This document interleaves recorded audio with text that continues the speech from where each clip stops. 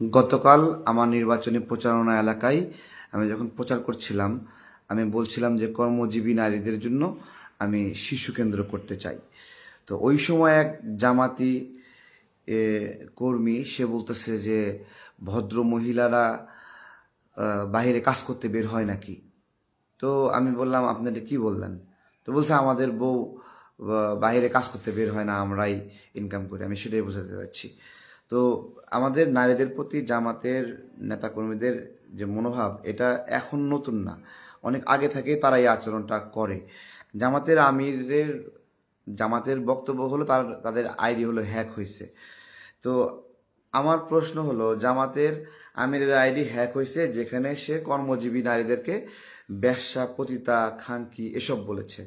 দেখুন, যে খারাপ কথাগুলো ওরা বলে, সেই কথাগুলো আমরা ওদেরকে বলতেছি না, বাট ওরা বলে আমরা সেটা বলতেছি। ঠিক আছে, ওদেরকে আমরা এই ভাষায় কোনোভাবেই বলতে চাই না, ওদের মাকে আমরা কোনোভাবেই খারাপ বলতে চাই না। শুধু ওদের মাকে না, কেউই কারো মাকে কেন্দ্র করে খারাপ কথা বলতে পারে না। আমি আজকে কয়েকটা অডিও শোনাবো, সেই অডিওগুলো শুনলে বুঝবেন যে জামাতের আমিরের আইডি হ্যাক, কিন্তু ওদের নেতাকর্মীরাও তাদের আইডিও কি হ্যাক হয়েছে। আমি আমি দেখাচ্ছি, আপনারা দেখলে বুঝতে পারবেন আপনারা। হ্যাঁ, দেখেন এই লোকটা কি লিখছে, একটু দেখবেন শুধু।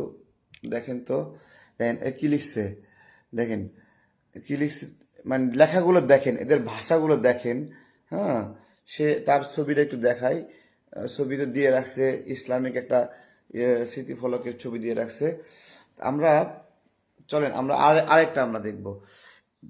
তাদের মুখের যে সুন্দর সুন্দর ভাষা, এই যে একজন আমরা একটু দেখি তো কি বলছে। সে দেশের বাইরে থাকে, দেশের বাইরে থাকে জামাত কর্মী। আমরা একটু দেখি তার কথাগুলো, আমরা শুনবো, এটা একটু শুনে দেখি। এই কানকির ফোলা আমতারে মাদারি, তুই আমার ফোন উঠাস না কেন? আমার টাকা খরচ করে আমি তোরে ফোন করতেছি, মাদারি ফোন উঠা, তোর সাথে জরুরি কথা আছে। মাদার তোর দালালি বন্ধ কর। তুই কখন করবি বল দালালি বন্ধ, নাইলে মাদার আমতারে মোবাইল রিসিভ কর, আমি কল কর আমতারে। আর প্রতিদিন মানুষের সাথে বাটপারি করবি, হাঙ্কির ফো আমতারে মাদারি চোদ। তুই ওই কানকিরি ফোলা তার আমতারে, তোর বউ এটা অনেক বড় ফারেস নাকি? তোর বউরে তুই আমতারে।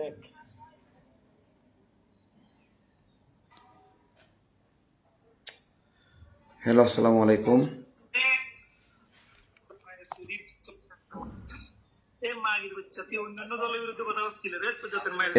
ডাইরেক্ট এই আপনি গালি দিচ্ছেন কেন এভাবে?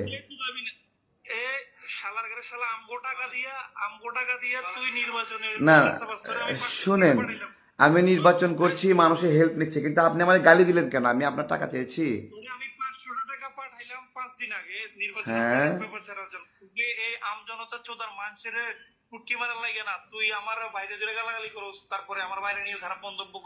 আপনার কোন ভাইরে নিয়ে গালি দিচ্ছি আমি?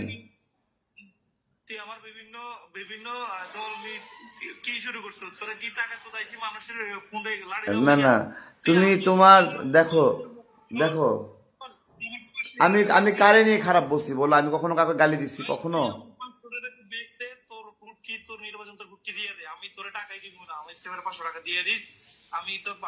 না না, ঠিক আছে, তুমি আমাকে গালি দিচ্ছ কেন? তুমি আমাকে গালি দিচ্ছ কেন? তুমি টাকা দিবা কি দিবা না সেটা তো বিষয় না। আমি তো আমার শুভাকাঙ্ক্ষীদের কাছে অর্থ চেয়েছি, কিন্তু তুমি আমাকে গালি দিবা কেন?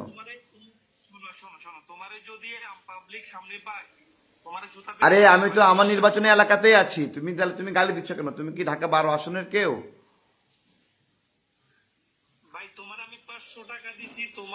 তুমি তুমি তো সেটা বলছো, কিন্তু তোমার একটা স্ক্রিনশট দাও, তুমি দিয়েছো সেটা বিষয়। তুমি তুমি তুমি তুমি তুমি আমাকে বললা আমি মানুষকে গালি দেয়, আমি কাকে গালি দিছি তুমি বলো?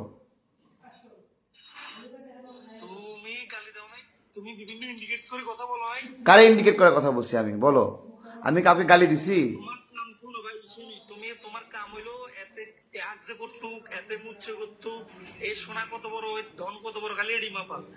না, দেখো দেখো তোমার দেখো, তুমি তুমি যে আমাদের ফোনটা দিয়ে গালি দিলা, এটা কাজটা ঠিক করছো তুমি?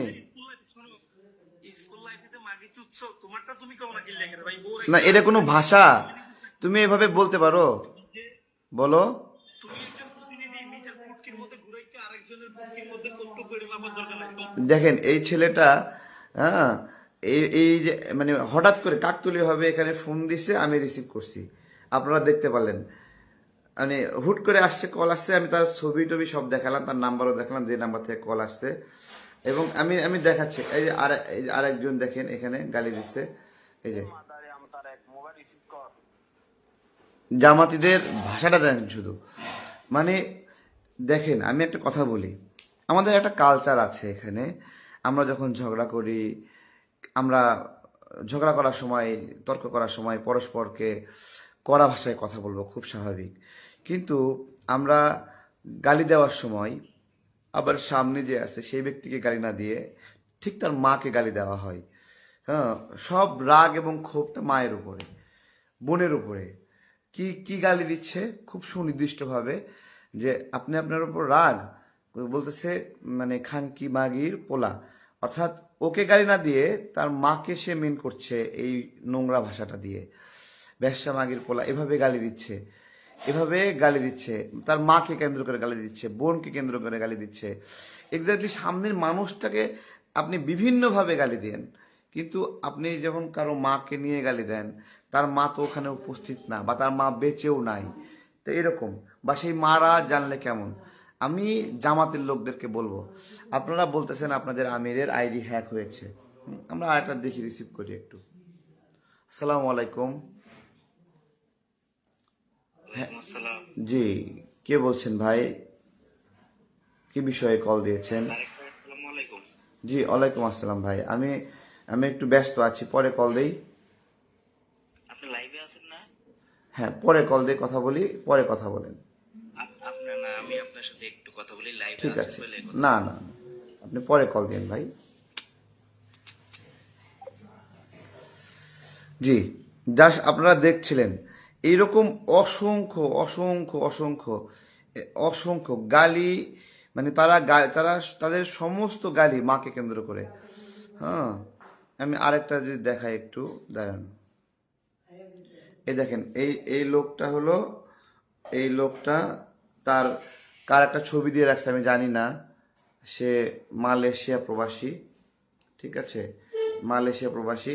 এই দেখেন তার গালিগুলো একটু শুনি। ভাই হুম। ভাই, আপনার তো আমি গালি দিইনি। আপনি যে কইলেন আপনার গালি দিছে ভাই। আপনি একটা রাজনীতি, ঠিক আছে, আপনি একটা পদে দাঁড়াইছেন, এমপি পদে, সমস্যা নাই। কিন্তু আপনি একবারও বলেছেন যে হাদি হত্যার বিচার চাই? হুম। আপনি সবসময় ওর বিপক্ষে কথা বলেন, ঠিক আছে? হুম। দেখেন, ও একটা কথা বলছে যে আপনি কখনো বলেছেন হাদি হত্যার বিচার চাই, ও বলছে গালি দেয়নি, ঠিক আছে। তো ওর আমি দেখাচ্ছি, দেখেন। হ্যাঁ, ও গালি দিছে না, দেখেন এখানে প্রথমেই আমি ওলে বলছি গালি দাও কেন। ওরা কিছু লিখিও নি আমি, ওদের কিছু লিখতে হয় না। এখন এই যে, এবং আমি আরেকটা জিনিস দেখেছি যে জামাতে ইসলামের যারা গালিগালাজ করে, বেসিক্যালি তারা হাদি ভাইয়ের ছবিটাকে প্রোফাইলে দিয়ে এই গালিগালাজটা করছে। তাহলে এতে হাদি ভাইয়ের সম্মান হচ্ছে না অসম্মান হচ্ছে? শুধু তাই না, হাদি ভাইয়ের ছবি সম্বলিত মানে আইডি খুলছে, সে আইডি খুলে তারা লাগাতারভাবে জামাতে ইসলামের প্রচার প্রচারণা করছে, ঠিক আছে। তো এই যে জীবিত থাকতে হাদি ভাই কিন্তু এদেরকে গুপ্ত বলছে, রিমোট কন্ট্রোলে গায়েব হয়ে যায় বলছে, এদের এদের পক্ষের কেউ ছিল না। অথচ মৃত্যুর পরে এরা পুরা রাজনৈতিকভাবে স্যাবোটেজ করার উদ্দেশ্যে ঠিক রাজনৈতিক প্রতিপক্ষগুলোকে এমনভাবে স্যাবোটেজ করছে, এবং এদের ফলে হাদির মূল হত্যাকারী যারা, তারা কিন্তু বেঁচে যাচ্ছে। কারণ যখন হাদির খুনি বাদ দিয়ে অন্য কাউকে এরা স্যাবোটেজ করতেছে, তখন দৃষ্টিটা খুনিকে বাদ দিয়ে অন্যদিকে যাচ্ছে। আমার প্রশ্ন হলো, তাহলে এরাই কি সেই খুনি, যে কারণে এরা বারবার ফোকাসটা অন্যদিকে নিয়ে যাচ্ছে? জিজ্ঞেস করতেছি। জামাতের আমিরের আইডি হ্যাক হয়েছে, খুব বুঝলাম। হ্যালো, আসসালামু আলাইকুম।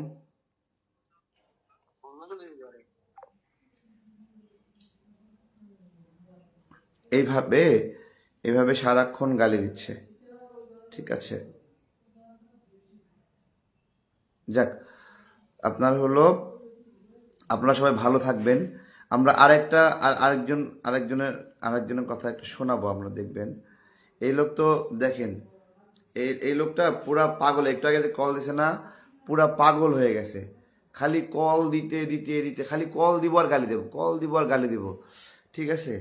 কল দিবে আর গালি দেবে। এদের গালি দেওয়া ছাড়া জামাতের আমিরের ফেসবুক সামাজিক যোগাযোগ মাধ্যমের পোস্টে সেখানে উনি কর্মজীবী নারীদের ব্যবসা বলছেন, পতিতা বলেছেন।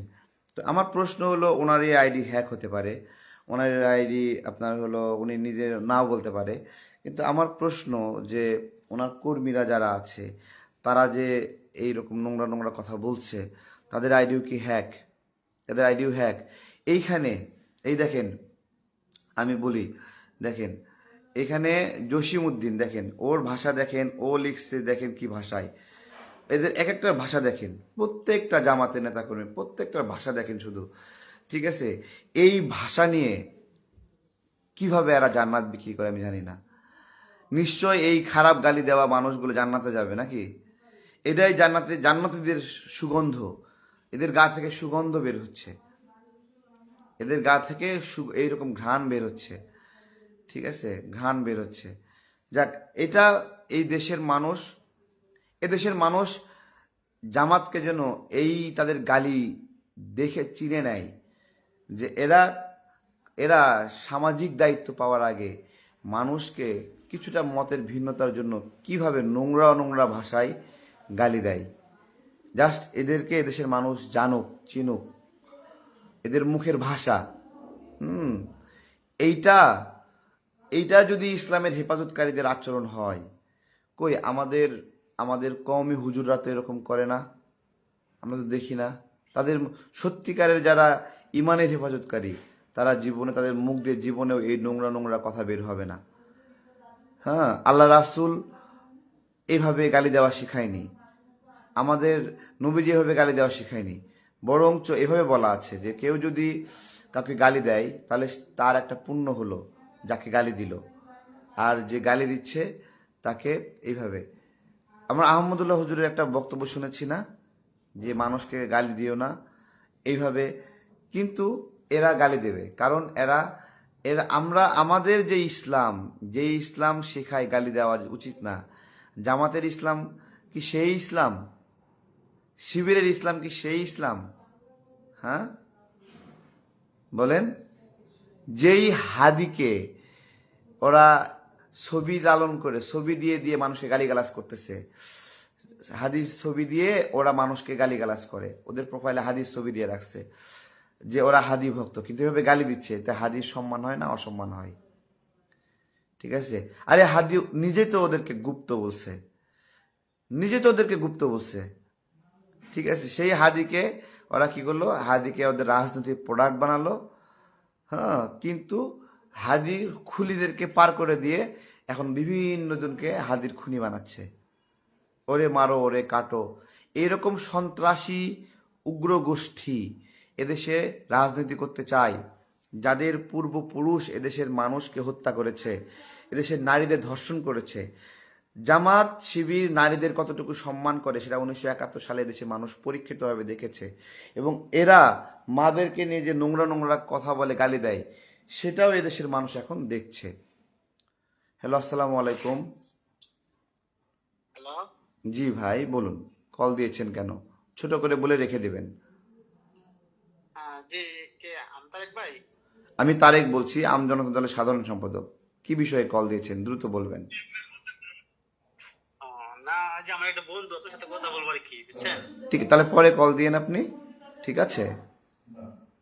না, ভালো ভালো কথা ভাই, বুঝছেন? আমি না আপনার ভালো কথাই পরে বলেন, ঠিক আছে?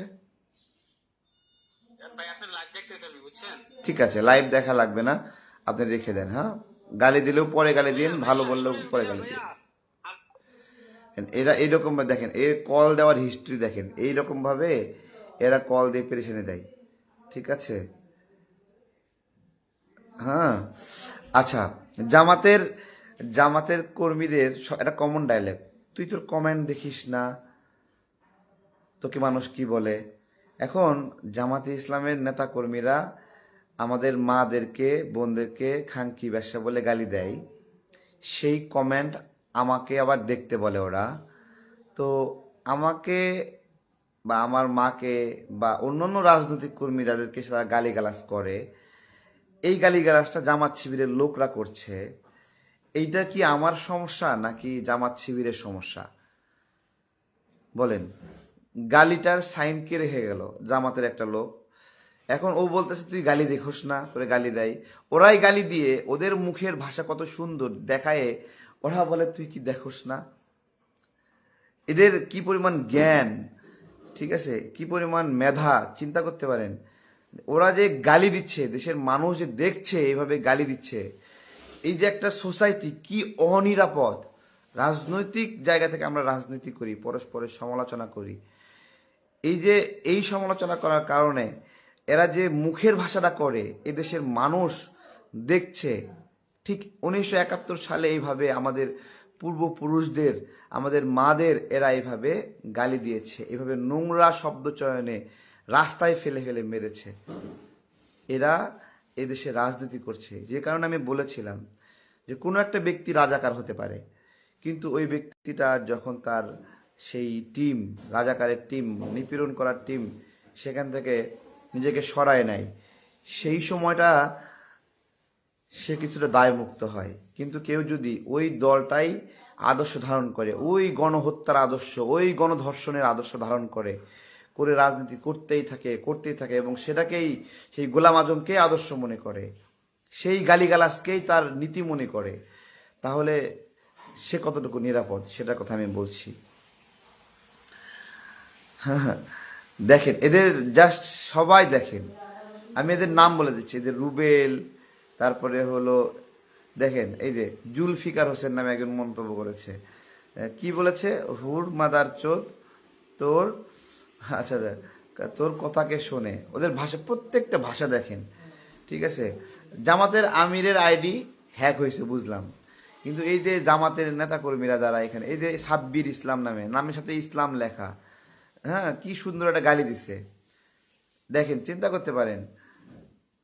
হ্যাঁ, তারপরে বায়োজিৎ লিখছে মাদার চোদ, বায়োজিৎ এখানে লিখছে, দেখেন জামাত কর্মী, দেখেন, চিন্তা করতে পারেন। এদের আইডি গুলো খুঁজে খুঁজে দেখেন, জাস্ট প্রোফাইলে গিয়ে ঢুকবেন, প্রোফাইলে আমাদের ইসলামের দেখেন। আমি নিজে ব্যক্তিগতভাবে কখনো কাউকে গালি দিই না, কোনো বক্তব্যে না। আমাকেও যদি কেউ গালি দেয়, আমি পাল্টা আবার তাকে, তার মাকে নিয়ে গালি দেব, এটা কখনো করি না। আল্লাহ আমাকে মাফ করুক। আমি আমি আমি কোনো জিদ নিয়ে, রাগ নিয়ে কোনো উত্তর দিই না, ঠিক আছে। আমি আমার রাজনৈতিক জীবনে আমি আমার আচরণ শেখার চেষ্টা করেছি ইউসুফ আলাইসাল্লামের জীবনী পড়ে, ইয়াকুব আলাইসাল্লামের ঘটনাগুলো পড়ে, আমাদের নবী করিম সাল্লাল্লাহু আলাইহি সাল্লামদের ঘটনা, হাসান হুসাইন রাদিয়াল্লাহু তাদের বিষয়গুলো আমরা পড়ে আমরা সেগুলো জানছি, আমরা সেগুলো শেখার চেষ্টা করি। তো এরা যে ইসলামিক দল বলে, এরা আসলে কার আচরণকে সুন্নত মনে করতেছে? এরা কি আমাদের নবী সাল্লাল্লাহু আলাইহি সাল্লামের সুন্নত মানে? নবী সাল্লাল্লাহু আলাইহি সাল্লামের সুন্নত কি গালি দেওয়া এভাবে? আমাদের সাহাবীদের সুন্নত কি এভাবে গালি দেওয়া? ওদের মওদুদি সাহেব এ কোন ইসলামের প্রচলন করলো যে ইসলাম এভাবে মানুষকে গালি দেওয়া শেখাচ্ছে? এটা কি আমাদের বাংলাদেশের ইসলামের কালচার? এই জন্য আমি বলি, ইসলাম শিখবো আমাদের মসজিদের হুজুরদের কাছ থেকে, ইসলাম শিখবো আমাদের কওমি মাদ্রাসার হুজুরদের কাছ থেকে, যারা আমাকে ছোটবেলায় কোরআন শিক্ষা শিখিয়েছে, যারা আমাকে ছোটবেলায় বুখারী শরীফ পড়তে হবে তার গুরুত্ব বুঝিয়েছে, যারা আমাকে ছোটবেলায় তিরমিজি শরীফ পড়তে হবে তার গুরুত্ব বুঝিয়েছে। তো আলহামদুলিল্লাহ এগুলো আমাদের পড়ার সুযোগ হয়েছে। এরা যে ইসলামিক দল করে, এরা কখনো পড়েছে, কখনো গুরুত্বপূর্ণ মনে করে? হ্যাঁ, নাকি এরা গালি দেওয়াকে জিহাদ বলে মনে করছে? এবং জামাতের আশ্চর্য, জামাতের অনেক নারী কর্মী, বোরকা পরা প্রোফাইল দেওয়া, তারা হামেশাই গালি দিচ্ছে, আমাদের ইনবক্সে গালি দিচ্ছে। চিন্তা করতে পারেন, আমরা শুধুমাত্র মহিলা বলে মহিলা কণ্ঠটা আমরা এখানে শোনাই না, যে আমরা আমাদের কোনো আকারে ইঙ্গিতে কোনো নারী এরকমভাবে খারাপ গালি আমরা প্রচার করি না। অসংখ্য গালি দিয়ে ভরে আছে, জাস্ট নারী সম্মান করি, তাই জামাতের হলেও তাকে আমরা এক্সপ্লোর করিনি। এইটা আমাদের শিক্ষা, যে আমরা কোনো নারীকে এইভাবে অসম্মান করতে পারি না। ওদের প্রত্যেকটা গালি দেখেন মাকে নিয়ে, প্রত্যেকটা গালি বোনকে নিয়ে। এবং জামাতের অনেক নেতাকর্মীদের আকাঙ্ক্ষা যে তারা আমার বৃদ্ধ মাকে ওদের শ্রদ্ধা সঙ্গী হিসেবে পেতে চায়, ওদের আকাঙ্ক্ষা। চিন্তা করতে পারেন, ভাগ্য ভালো আমার মা এভাবে ফেসবুক ব্যবহার করে না, তাহলে তাহলে তারা কি দেখতো তাহলে? হ্যাঁ, তো জামাত এইভাবে যদি আমার মাদের বোনদের ধর্ষণ করতে চায়, হ্যাঁ, যেভাবে 1971 সালে ওদের বাবারা ওদের দাদারা করেছিল, এভাবে যদি করতে চায় তাহলে ওরা যেন ইসলামিক দলের নামটা বাদ দেয়, ইসলামিক দলের নামটা বাদ দিয়ে করা। এবং দেখেন, এটা আন্দোলন হওয়া উচিত, যে একটা আন্দোলন হওয়া উচিত যে রাজনৈতিক দলের নেতাকর্মীরা খানকি, বেশ্যা, মাকে নিয়ে গালি দেওয়া, বোনকে ধর্ষণ করতে চাওয়া, এই ধরনের অ্যাটিটিউড রাখে, তারা জামাতে ইসলাম, ইসলামী নাম ব্যবহার করবে এবং দেশে রাজনীতি করে করে মানুষকে এভাবে নোংরা ভাষায় গালিগালাজ করবে আর ইসলামিক নাম ব্যবহার করবে। আর আমাদের অন্য ধর্মের মানুষদের কাছে আমাদের অসম্মান হতে হবে। তারা বলবে এইটাই কি তোমাদের ইসলাম? ইসলামিক নাম ব্যবহার করে এইভাবে এইভাবে গালি দিবে। আর অন্য ধর্মের মানুষরা আমাদেরকে বলবে এই যে ইসলাম এইটা, এদের এই নামটা ব্যবহার করার বিষয়ে নিষেধাজ্ঞা দেওয়া উচিত। আল্লাহ আল্লাহ মাফ করুক। এবং কখনোই কখনোই আমার আমার পরিবারের, আমার বংশের কেউ এদের রাজনীতির সাথে সম্পৃক্ত না করুক, আল্লাহ সেই ধরনের মন মানসিকতা না দেয়। এবং আমি বেহেশতে তো এদের সাথে যেতে চাই না, দোজকেও যেন এদের সঙ্গে জায়গা না হয়। যেখানে জামাত আছে, কি কি চিন্তা দেখেন জামাতে ইসলাম নামের এই রাজনৈতিক সংগঠনের, এরা এইভাবে গালিগালাজ করে বেহেশতে যাবে। যাদের বাপ দাদারা ধর্ষণ করেছিল, ধর্ষক, খুনি, এদেশের মানুষকে হত্যা করেছিল, আল্লাহ রাসূল বলেছেন যে ব্যক্তি একজন ব্যক্তিকে হত্যা করলো সেজন্য পুরো জাতিকে হত্যা করলো। আর যারা পুরো জাতিকে হত্যা করেছিল জামাত শিবির, তাদের অপরাধ কতটুকু? তারা জান্নাতে যাবে নিশ্চিত, তাই না? এবং সেই জান্নাতীরা আবার অন্যদেরকে জান্নাতে নেওয়ার ক্ষমতা রাখে। যাক, জাস্ট গালি, ইনবক্সের গালিগুলো দেখেছেন একটু, এবং এখনো এখানে কমেন্টে আপনারা দেখছেন এদের গালির ভাষাগুলো। ঠিক আছে, আমাদের লক্ষ শহীদ, লক্ষ ধর্ষিত বোন, মা, যাদের বিনিময়ে এই বাংলাদেশ আমরা পেয়েছি, সেই খুনিরা এদেশে রাজনীতি করছে বীর দর্পে, ইসলামের নাম দিচ্ছে আর মানুষকে গালিগালাজ করছে। এইটা এইটা ঠিক আছে।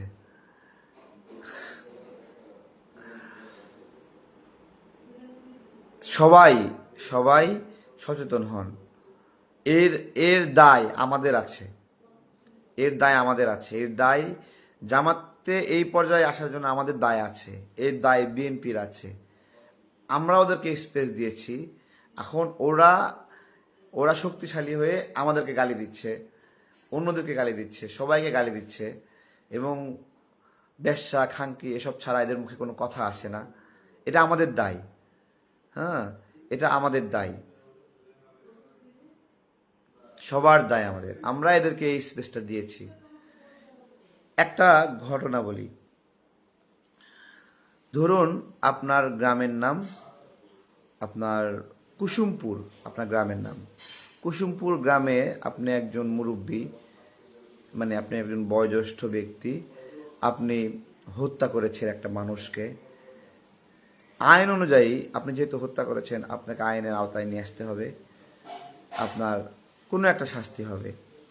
তো এলাকাবাসীকে আপনি কিছু টাকা পয়সা দিয়ে খুশি করে মামলা করতে দিলেন না, নিহত পরিবারকেও ক্ষতিপূরণ দিলেন, মামলা করতে দিলেন না।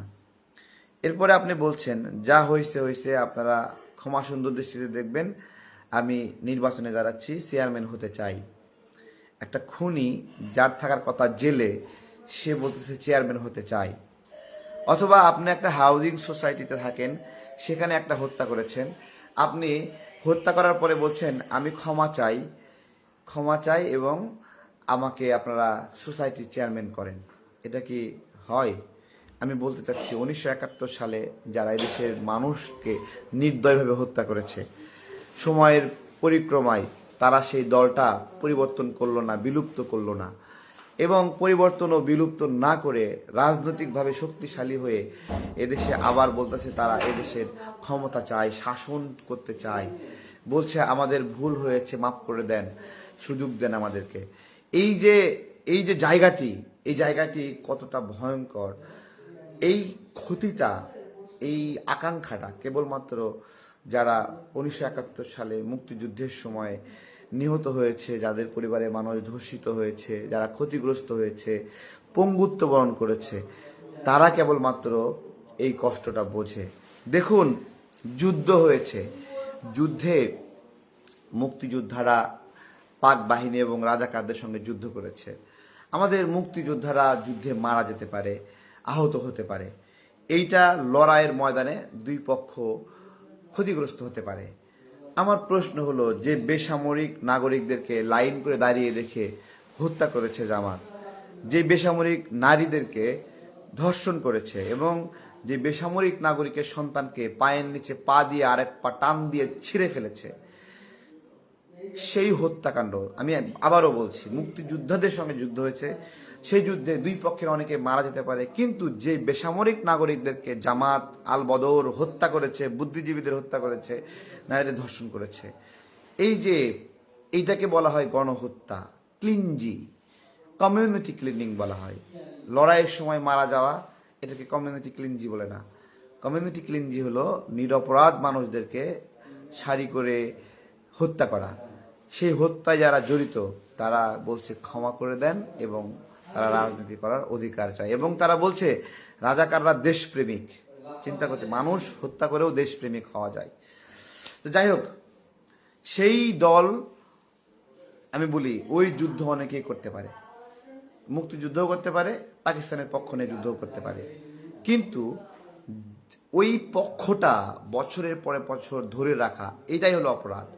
পক্ষ ত্যাগ করাটা হলো গুনাহের শিকার, আর পক্ষ ধরে রেখে ওই লিগেসি, ওই আদর্শ স্ট্যাবলিশ করার, ওই খুনিদের আদর্শ স্ট্যাবলিশ করার যে মনোবাসনা, এইটাই রাজাকার বৃত্তি বলে, এইটাই আল বদর বৃত্তি, এটাই আল শামস বৃত্তি। এরা দেশপ্রেমিক হতে পারে না। একজন মুক্তিযোদ্ধাও যদি এই রাজাকারদের দলে যোগদান করে, সে রাজাকার বৃত্তিকে সমর্থন করলো, শক্তিশালী করলো, তাই ও আর মুক্তিযুদ্ধ থাকছে না, ও একটা গাদ্দার, এবং ও নিজেও রাজাকার হয়ে যাচ্ছে, কারণ রাজাকারদের গোত্রকে সে শক্তিশালী করছে। আবার একজন রাজাকার তার দলের এই খারাপ কণ্ডের জন্য লজ্জিত হয়ে সে চলে গিয়ে রাজনীতি থেকে চলে যাচ্ছে, এবং সে অন্য একটা ভালো দলে যুক্ত করছে। এইভাবে সে আর রাজাকারের দোষে দুষ্ট থাকছে না। এটাই হলো চিন্তার পার্থক্য।